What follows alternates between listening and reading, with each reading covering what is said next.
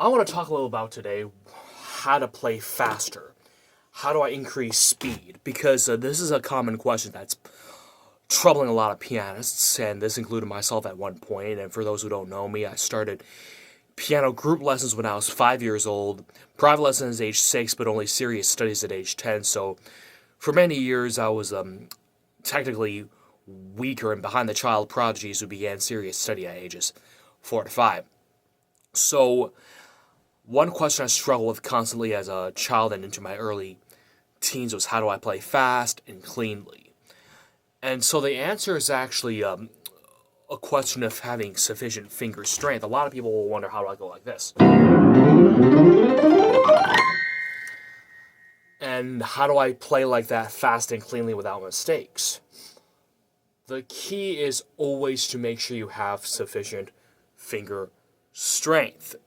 In other words, the little joints right here, the little joints, the last joint of these fingers near the joints that are close to the fingertip, and most students just cave in very easily. I can't even collapse my fingers because I've practiced so many years.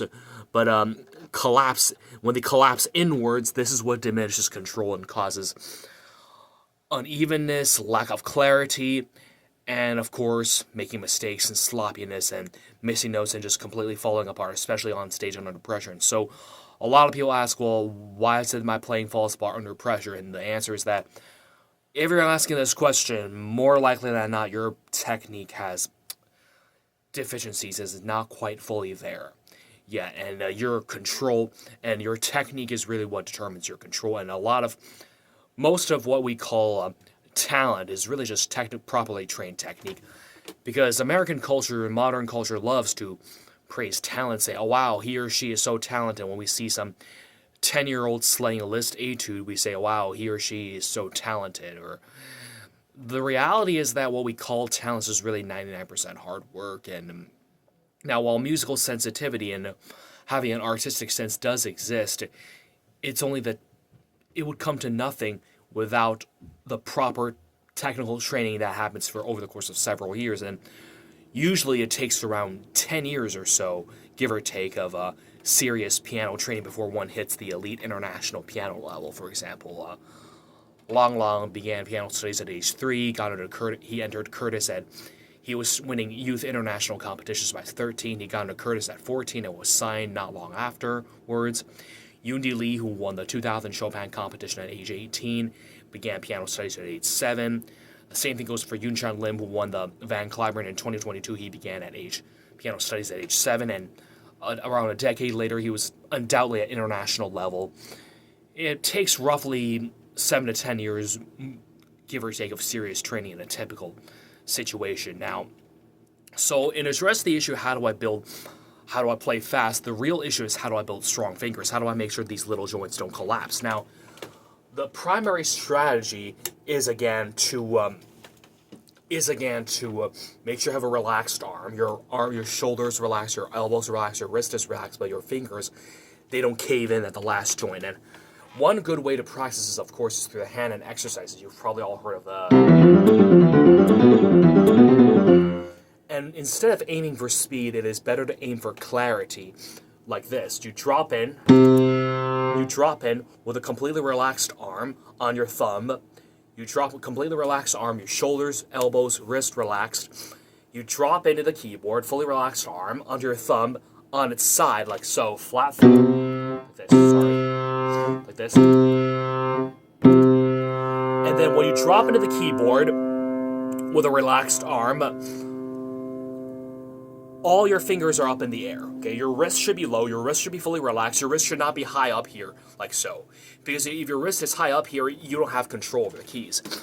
When you drop in the keyboard like so, your wrist should be very low.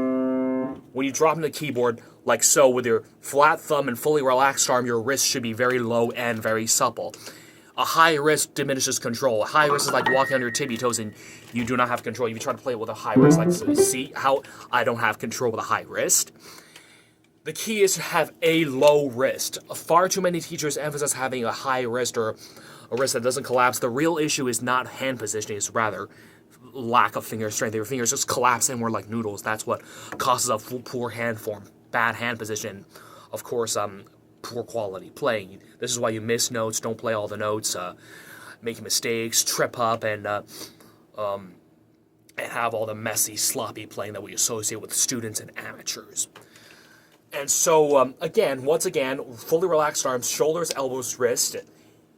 Wrist has to be low when we drop on the keyboard, flat thumb. And of course, as you can see, when you drop into the keyboard like this, with a fully relaxed arm and a low wrist, supple wrist, your other fingers are in the air. The only finger that is down, that is on the keys, that is touching the keyboard, is the finger that's playing. All the other fingers are in the air. They're hanging in the air like so. This is what's called the open fingers position.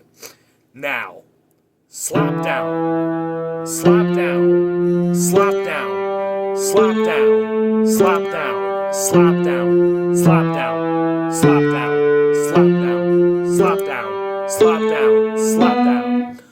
What your fingers must do is that each of them must slap down onto the keyboard, like onto the tip. And when you do so, you make sure the little joint does not cave inwards like so. If it does cave inwards, that's bad, and you lose control. And you must drop in like so, flat thumb, supple wrist, relaxed arm, other fingers in the air. The only finger that is on the keyboard is the one that's playing. Other fingers are in the air, and they must slap down like so, one by one. Slap down onto the tip, onto the keyboard, on the tip from above. Slap down like so. Swing, slap down fast and loud. Slap down fast with strength and speed.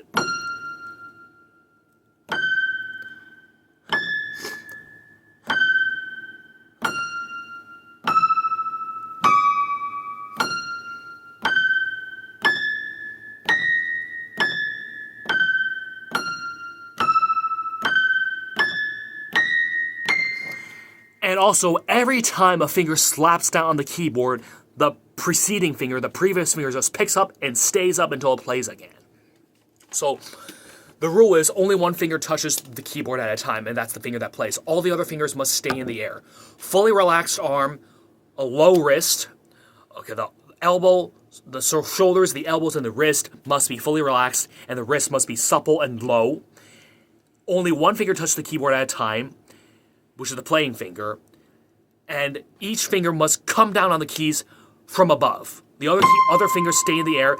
Each finger must come down onto the keyboard from above, and every time a finger comes down onto the keyboard from above, slapping down on the tip, making sure the little joint does not cave in, the previous finger lifts up and stays up until it's ready to play again.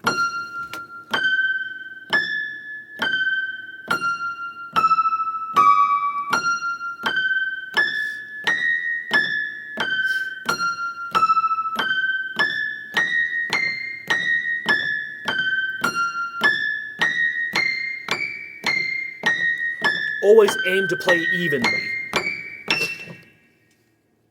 The key is that once you drop into the keyboard with one finger at a time, low wrist, supple wrist, relaxed arm, all the other fingers in the air, you slap down from above onto the fingertip, and the previous finger picks up and stays up until it plays again.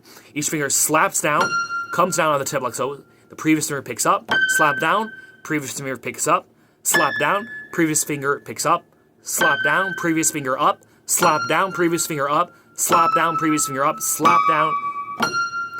This is what develops strength and speed, and this strategy is extremely effective, although I'd say it would take months to fully develop finger strength and speed. Within even a matter of 2 or 3 weeks, you can already see some change. You'll find that your fingers have much better control of the keys, much better stamina, fluidity, fluency, and so on. And this is actually one of the main technical blocks that young pianists and students and amateurs face.